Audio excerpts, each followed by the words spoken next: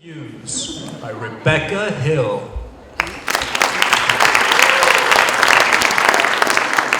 Hi everyone, so yeah, this is me. My name's Rebecca and I am a front-end developer and team lead at a company called WeTransfer, and we're based in Amsterdam. And I wanted to tell you a little bit about what that means for me, because I think every company, these titles mean different things. I think titles are kind of bullshit, but anyway. For us, front-end developer means I write mostly JavaScript, mostly React, and I'm also a team lead, so I am responsible for the delivery of a team of 8, and I also manage 6 designers and developers in that team, which for me is really awesome. I love having that balance between coding and looking after people. It's really, really satisfying. And I have to say, I'm so glad I ended up here. Like, front-end development, I think you'll all agree with me, is the best job in the world. And honestly, I'm really glad that I figured out that front-end development was for me, because I tried a bunch of different things. I was also temporarily, very, very briefly, a designer. Turns out I can make kick-ass design systems, but I cannot design for shit. So this is me as a kid. Yeah, like what the fuck? Like what am I wearing? Like I want to be like MC Hammer backup dancer or something. Yeah, who knows? I probably thought I was super cool. I was not. But fortunately, I've worked with and been inspired by so many different amazing designers and companies over the years. So here are a whole bunch of screenshots from some open source design systems and style guides. And what do I mean by design system? Just in case you haven't heard of this yet. So it's an ecosystem of tools that unites teams around a common or visual or interactive language. And really it's an umbrella for a lot of different things. So let me read this list, okay. Pattern library, style guide, component library, design principles, brand guidelines, voice and tone guides, inclusion philosophies, logographic, it goes on. There's a lot under here, but yeah, I think long story short, if done well, then they mean you're going to be shipping faster at higher quality. And who doesn't want that? So this is a screenshot of a real conversation I had with a friend of mine a couple weeks ago. He said that the problem I'm solving at the moment is that style guide changes are a bottleneck, and product owners and teams are just ditching the style guide and implementing stuff themselves. Or they're taking the style guide and overriding parts of it. It's a fucking mess. Yeah, not great. And I've heard horror stories like this so many times, and that's why I want to talk specifically about design systems that people actually use. The number one reason I think that design systems fail is that companies are not really ready for them yet. So if a design system sounds great, but your gut tells you that maybe not enough people in your company really care about it yet, well then don't do it. Instead, start the education process and get more people excited about it first and able to commit to it. So let's get into it. This design system that I'm going to be talking about is called StyleAvella. And I built it with my team at a previous company. So far, it's a combination of a sketch style guide, a React component library, and a CSS and HTML style guide. So I'm going to tell you the story of its creation with a focus on why it was adopted so successfully. So with a bit of blood, sweat, and tears, well, fortunately not actually blood, sweat, or tears, it was just a lot of research and hard work. But we managed to build something that the teams were actually proud of, and they really enjoy using and working with. So I'm hoping to inspire others who have been on similar journeys. First of all, some context. So let's go back to around May 2017. We had 9 front-end developers across 3 development teams here, and a separate team of 4 designers. And the company had around 100 people total, and had been around for about 8 years, which meant also that some of the code base had been around for about 8 years. And of course, we were a product team with our own brand look and feel, meaning we needed to create our own design system rather than using somebody else's. And I tell you all this so that you can have some context to know for what kind of company our approach really worked. And if yours looks different to this, well, hopefully you'll get some ideas, but remember that, what worked for me might not work for you. So do keep that in mind. So we had a number of different products. Each was essentially a customizable form on a different platform, like mobile, web, email, etc. And each of these had their own separate smaller applications, and they had a section of the main monolith admin application, which was where our customers analyzed the feedback and data that they were getting. And each of these products was added gradually over those 8 years, and in some cases used completely different JavaScript frameworks, and for the most part shared very little code. But the user experience was, well, it should have been pretty similar. It kind of looked more like this. So there was a lot of inconsistency and duplication in the apps, and I imagine many of you have seen a picture like this before. You probably could create something from your own applications. And we had a mix of inline styles, we had random CSS that would be duplicated across the applications, and components from a style guide library written in Angular 1. And we also really wanted to gradually migrate the applications to React. So designers were producing inconsistent designs because they didn't have their own guidelines. Developers were hard coding and overriding styles and not sharing anything, and there was really little collaboration between design and development. And there were two main things that really motivated us to start building StyleAvella. So the first was that our team was growing, and it was growing really quickly, and it soon became clear that our way of working was just not sustainable. We could see that having a design system as our single source of truth would put us a really long way towards having more consistency in our applications, saving developers and designers a lot of time and end up having a way higher quality code and design. So one of our designers led the first big effort to change this. He started auditing our existing application and began to build out a style guide in Sketch, involving everyone, all the front-end devs and designers from the beginning. And at the same time, we had another team that was working on implementing a redesign of one of the end-user-facing parts of our application. This is the web feedback form. So you can see on the left is the old design, and on the right is the redesign. So the cool thing with this project was that our designer collaborated with both the front-end developers and the designer who was working on the style guide to ensure consistency. And it gave us a really great opportunity. We could take the first step to implementing the Sketch style guide as a CSS style guide. So how did we do it? Well, the first step we took was to define the main goals for the project. So we wanted to increase development speed, increase brand consistency. We wanted to have the ability to modernize our designs more easily. We wanted to increase performance, accessibility, and browser support, which were all quite important to us. And we wanted to have that flexibility for the future. And these goals helped us make the decisions about the architecture of our design system. And this is a photo of a diagram I drew back then, illustrating the architecture to the rest of the team. So at the top we have the design style guide, which is just a sketch file. And then we have the CSS style guide, and so this exports the CSS styles, and also allows us to build documentation so that people can figure out what they're actually using. And then the next layer is our component libraries. So at the time, we were just creating a React component library, but the flexibility of splitting up the JavaScript and the CSS meant that we could even support cool JavaScript framework of the future component library. What we were doing was really trying to avoid the same problem that we had where our CSS was so locked to our Angular 1 component library and therefore was really unable to be reused.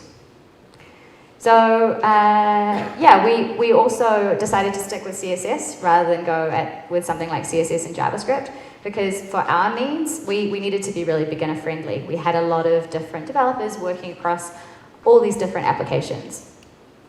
And CSS is still more widely understood, right? And it is one of the core building blocks of the web, so we weren't really worried about it going away anytime soon. And our applications are on the bottom here. So we had our main monolith Angular app. We also had other smaller React applications that we were building, and this was JavaScript only. So these apps would import the component libraries and the CSS separately. And there is, of course, sometimes an exception when it comes to this stuff, right? If you're building an application, sometimes you do think, okay, well, maybe this thing that I need to design and build maybe I don't need to include it in the style guide. And this is a really, really amazing workflow from Cap Watkins that I found on Twitter a little while ago, where you pretty much first decide, okay, does your design adhere to the style guide? Well, if it does, then okay, great, go and use it. If not, well, can you change your design to use the style guide? If you can't, well, do other people agree with you, or are you kind of being a bit of a narcissist? Yeah, we all agree, okay, cool. Well, is it a one-off design element, or can you think of other use cases? If you can, well then define that new element, test it in those contexts, add it to the style guide, and then use it in the style guide. And then, okay, maybe it is a very specialized use case, and you're absolutely sure you have to do it this way and everyone agrees with you. Well, okay, yes, but you feel badly about it. Okay, do it, but no, it's rare, right? And if you do need to do it, then those custom classes or styles should be, those custom styles should be included as different classes. And so the style guide classes are never overwritten so that they remain predictable, so that you can trust that what the style guide gives you is what you're going to get out at the end. And if you prefix your style guide classes, it becomes really easy to notice them and realize when maybe you've overwritten something. So we chose SB for StyleAvella. So all of our classes are like SB button, SB input, etc. So the main concern with our solution was the duplication of markup, because it's in both documentation and in the React component library as JSX. The concept of dry, don't repeat yourself, right, was discussed back and forth for quite a while. To create those CSS, the CSS style guide documentation, you need HTML markup, right? But most apps these days, of course, use JavaScript to create a markup. That's why a lot of companies include their JavaScript components in their CSS style guide. But as I was saying before, it locks your CSS, your HTML, and your JavaScript together. So instead, we decided to use the HTML in the style guide as documentation only. It's plain HTML with accessibility and browser compatibility built in. That was then used as a guide to build the component in whatever framework or language was needed. Having that code that was needing to be updated in two places was not ideal, but it was a trade-off that we decided to accept at the time. And looking back now, it was the right decision for us. I'll show you what this looks like in practice in a minute. So now we had a pretty good idea of what we wanted to build. We needed to figure out who was going to do it and when. So probably the biggest issue in a lot of companies in regards to adopting a style guide is the workload. Design system is an investment, right? It takes time, and some of that work does not deliver immediate customer value. So these are some of the most popular contribution models. So we have solitary, which is where there's just one person in your whole team, in your whole department, I guess, the whole company that's working on the design system. And then we have centralized, where if you're lucky enough, and maybe your company is big enough, you can have an entire team working just solely on the design system. And then there's federated, which is where you have multiple people from multiple different teams, and they have multiple focuses. So maybe they're working part of the time on building features and part of the time on the design system. And then last option is kind of a combination of the above. So we were lucky enough that the company agreed that the investment for us was worth the time. And it was just up to us and our teams and our product owners to decide how we were going to allocate the work and prioritize it. So we ended up with a federated team model with an additional construct of these primary and secondary contributors. So there were 3 front-end developers and 1 designer who were really passionate about the project, and they were kind of the core contributors to it. But in the end, every front-end developer and designer also contributed to the project. At the beginning, that 1 designer who was working on the project in terms of auditing and creating the sketch style guide, we started working on the CSS style guide and had weekly sessions with him and the other core contributors. And those developers spent a few days right at the beginning of the project creating the architecture, setting it up, and we then took about a day, a week out of our sprint to focus on the style guide, to create all those base styles like colors, typography, all that kind of stuff. And once most of this work was done, each team then took a few tasks into their sprint. And as each team worked on their own projects, any component that was needed was built in the new style guide. Okay, so what did we end up creating? So first we had the sketch file, sketch style guide, and this is kind of a screenshot here of the button states at least. So say a designer wanted to include a new component. Let's choose a button for easiness sake. Along with the front-end developer that's working on the application that they're designing for, they would decide if it should go into the design system or not. And obviously in this case, it's a great generic component. So the designer would document it in this sketch file with all its different states and variations. And then the developer would take those designs and add to the CSS style guide, which we called StyleAvella for simplicity's sake, as it's the core of the system. Here's the README for the project, and this is where we outline all the contribution guidelines and the ways that you can use the style guide. And here's what the code looked like for adding buttons to the style guide. So we used KSS Node, which means that you add the documentation right next to the CSS as comments. So first of all, we have a little description here that we're talking about a button and the browsers that this particular button supports. And then we have 4 different buttons displayed here in the markup. So this one that I've outlined in red is a button with an icon inside it. So you can see there's SB button and SB icon, and this is a star icon. And you can see we've also got an ARIA label of star on here. So this is the way that we were able to make sure that we were really being as accessible as possible. And then we have the variations for this button. So we've got a primary, secondary, a subtle button, and a block button. And then last at the bottom here is the beginning at least, of the actual classes and styles. So here's what that looks like when the documentation was compiled. You can see the description again with the button types and the browser support and everything. And then this is the button with the star on it that we were just looking at in the code. And then here are the different variations, again, primary, secondary, subtle, and block. So the next step for the front-end developer was to add it to the React component library, simply called React StyleAvella. Again, here's a little bit of the documentation, and then the actual button component itself. And you can see that the variants here have been passed in as props and applied to the button with the StyleAvella class names.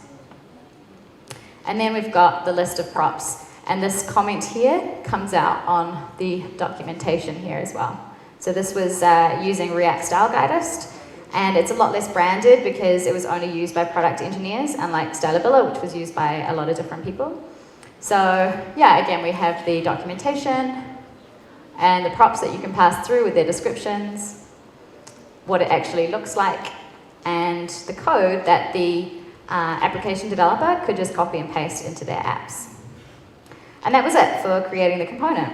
So now application developers, including the one who created the component usually, can import those StyleAvella classes and React StyleAvella components into their apps, which might look something like this. So the areas outlined in red are using both of those 2 packages, imported into our legacy Angular application using a package called ng-react. So the header component was upgraded as part of the gradual refactor, component by component, whereas the key insights panel was a new feature, and therefore only ever written in StyleAvella and React StyleAvella. And there at the bottom is an example of a button property, like we were just looking at before with the show more. And so what an application would do is include the 2 npm packages in their package.json. So at the top left here we have React StyleAvella and StyleAvella. And then in our index.scss, SCSS, you can import just the styles or tools that are necessary for your project. So it meant if you wanted a really small package site, say you were working on something that was had to be really, really performant, which was the case for sure for a lot of our applications, we just wanted to include the things that are absolutely necessary. And then on the right, we have what the JavaScript actually looks like when you import the different React components into the application. So there are many different ways of building these shared styles and components, but for our use case, the better separation we had, the more flexible we were and will be for the future.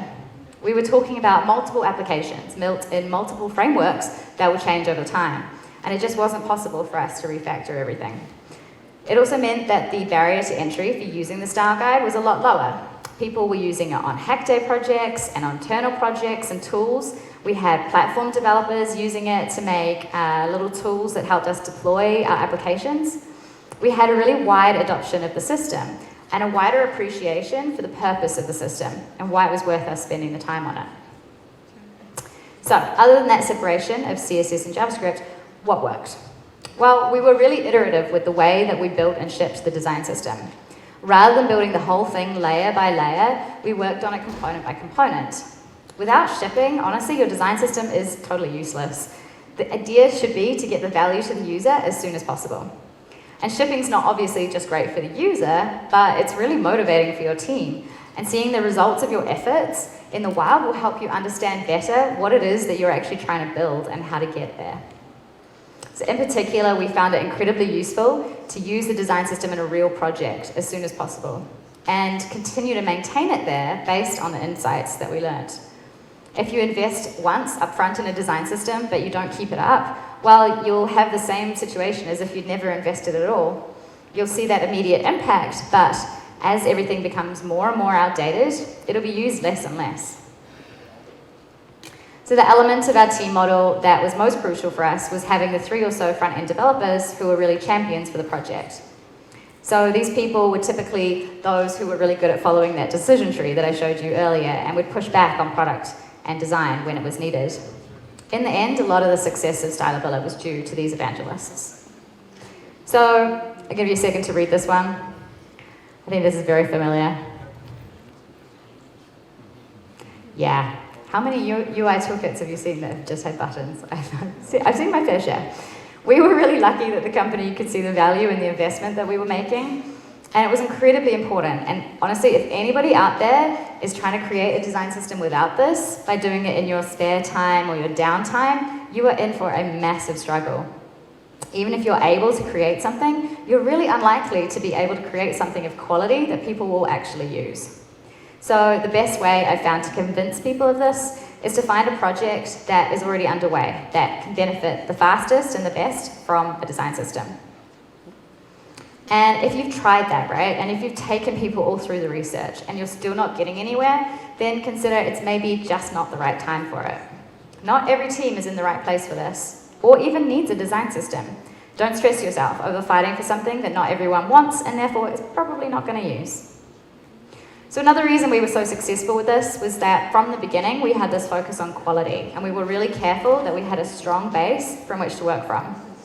It meant that the consumers of the style guide could trust what they were using, and this is like the most important message of my talk, I think, because once you find a bug in a style guide, it's so much more tempting to just override it or write your own styles rather than fix the bug in the style guide itself, and that's obviously what we really wanted to avoid. So we used BEM to add predictability to our class names and made it easier for our users to understand how and where a class should be used. We used inverted triangle CSS for the architecture, which controlled our specificity, which made it easier to maintain and scale. And we also trained all our contributors up on code smells in CSS, things like nested selectors and magic numbers. We also had really good documentation, not only on the styles themselves around how they should be used, but also around browser support, accessibility, what JavaScript was required to make them interactive, also our README, contributing guidelines, and definition of done. And that last one was extremely important. We pretty much wouldn't let a component into the library until it met this list of requirements. And we automated the checking of this as much as possible. And one way we did that was with linting. So we had really good style lint rules that meant that the Sass was clean, easy to read, and easy to iterate on. I actually spent the time to go through every single possible style lint rule just to see what was out there, and there are some amazing things out there that make it a lot easier for your team to collaborate and figure out how they want to work. So we also had automated accessibility tests that ran on pull request, checking for alt text, focus states, stuff like that. And one other way that we made it really user-friendly was by using semantic versioning. So the first number here is increased when there's a breaking change, the second when there's a non-breaking feature added, and the last when there's a non-breaking fix. So this means that users can indicate if they want to stick to a very specific version of the styles, or they want all the updates that aren't breaking changes. Or maybe they just want the last release all the time. Breaking changes can be a major pain point for your users. If you suddenly change the padding on one of your style guide classes, then it can easily create styling bugs in their application, whereas something like a color change probably wouldn't. The general rule is if it requires your users to make changes to their code, then it's a breaking change. So we used a really good tool called Semantic Release to automate this process of creating the right version based on the commit message, and also created automated release notes for us. Again, it's a question of trust, right? If users can trust your style guide, then it's going to improve their application and not break everything in it. Then they're much more likely to use it. So what didn't work so well? Well, one thing that this approach didn't really take into account was cross-platform design consistency. So although the Sketch style guide is used by the mobile team, they can't use CSS. So if we would have started this project now, we might have looked at something called design tokens or primitives. And this concept pretty much means that base variables and concepts from the design, such as colors, spacing, font sizes, are written in a language like JSON or YAML, and then they can be imported into the CSS style guide and also the iOS or Android applications. But probably the most difficult part about this whole project was time management. For instance, when we started off the CSS Style Guide project, we tried at first to have a front-end developer from each team spending 1 day a week on it. But I ended up realizing that, yet again, relearning that yet again, if it's not in a sprint, it won't get done. Whatever type of process your team uses, working on the style guide has to be explicitly part of that process, rather than one of those things that you just kind of sneak in on the side. And what else could we have done? Well, I'm pretty proud of what we ended up achieving, but there are a number of other things that I would have loved to have done if we'd had more time. So I really wanted to add automated visual regression testing. It's such a mouthful. So you can see here on the left is the original styles. In the middle is the sort of proposed new styles. Maybe in a pull request, they've changed the font size and the line height here. And then on the right is the results of the visual regression testing, which shows you the diff. It's essentially like a get diff, except with designs. So it's maybe not necessary in the beginning, but as a style guide gets used more and more places, changes become much higher risk, right?